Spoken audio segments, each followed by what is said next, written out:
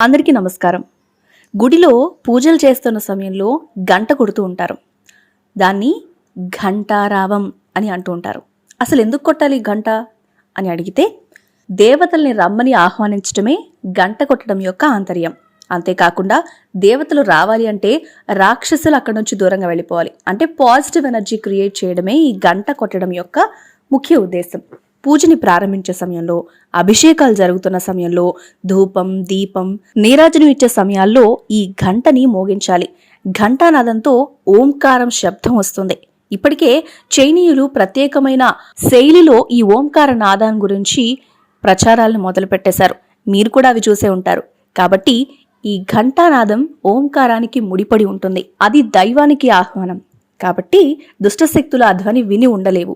అవి దూరంగా వెళ్ళిపోతాయి. అంటే నెగిటివ్ ఎనర్జీ పోయి పాజిటివ్ ఎనర్జీ రావడానికి ఈ గంట అనేది ఉపయోగపడుతుంది. వీడియో నచ్చితే లైక్ చేయండి, షేర్ చేయండి, ఛానల్ని సబ్స్క్రైబ్ చేసుకోండి.